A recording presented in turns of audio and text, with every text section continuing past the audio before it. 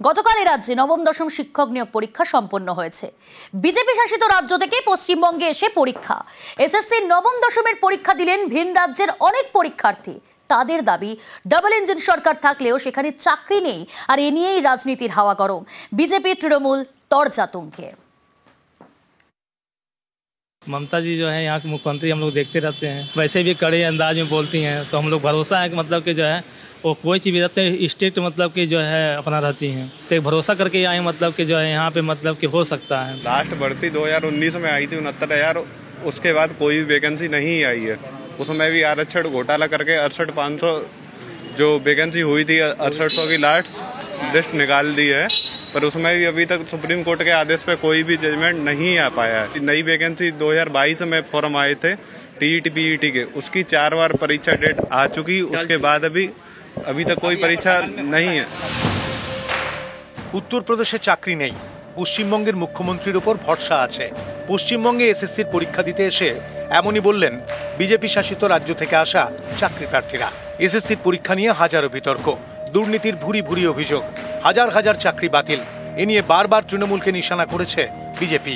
রবিবার দেখা গেল সেই বিজেপি শাসিত বিভিন্ন রাজ্যের পড়ুয়ারাই এসেছেন এ রাজ্যে চাকরির পরীক্ষা দিতে। উত্তরপ্রদেশ, রাজস্থান, ত্রিপুরা, বিহার, প্রতিটি রাজ্যেই ডাবল ইঞ্জিন সরকার। যে ডাবল ইঞ্জিনের সরকার গড়ার ডাক বারবার দেয় বিজেপি, সেই ডাবল ইঞ্জিনের রাজ্য থেকেই অনেকে এদিন পশ্চিমবঙ্গে এসে চাকরির পরীক্ষা দিলেন, আস্থা দেখালেন এ রাজ্যের পরীক্ষাতেই।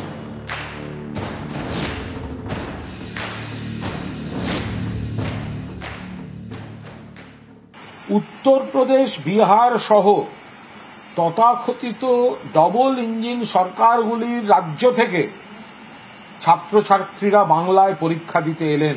তারা বলছেন উত্তরপ্রদেশে এই কর্মপ্রার্থীদের চোখে জল পড়ছে, তারা কিভাবে সরকারের কাজে হতাশ। যারা ভিন রাজ্য থেকে পরীক্ষা দিতে এসছেন তারা পরিষ্কার বুঝিয়ে দিয়েছেন যে উত্তরপ্রদেশ সহ, যোগী রাজ্য সহ, ডবল ইঞ্জিনের রাজ্য সহ অন্য রাজ্যগুলিতে কি ভয়ঙ্কর পরিস্থিতি। তারা বাংলায় আসার আলো দেখছেন বলেই বাংলায় এসে পরীক্ষা দিয়েছেন। পশ্চিমবঙ্গে বাঙালির জন্য তো শুধু গাড়োয়ান আর দারোয়ানের চাকরি, শুধু জোম্যাটো, সুইগি আর ওলা উবের চালানোর চাকরি। উচ্চশিক্ষিত তারাও ব্যাঙ্গালোরে, আর যারা লেখাপড়া করতে পারেননি এই শিক্ষা ব্যবস্থায়, তৃণমূলী শিক্ষা ব্যবস্থায়, তারা আজকে হরিয়ানা কিংবা চণ্ডীগড় কিংবা দক্ষিণ ভারতের বিভিন্ন জায়গায় রিক্সা চালাচ্ছেন অথবা হোটেলে গিয়ে বয়ের কাজ করছেন।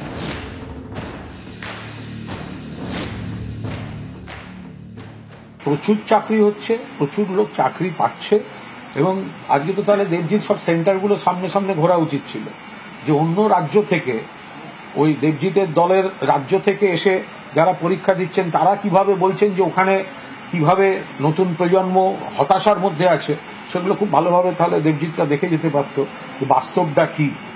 ভিন রাজ্য বলে কোনো বিষয় নয়, তাহলে উত্তরপ্রদেশ, বিহারে, আসামে, উড়িষ্যায় কি পশ্চিমবঙ্গের ছেলেরা পরীক্ষা দিতে যায় না? দলে দলে যায়।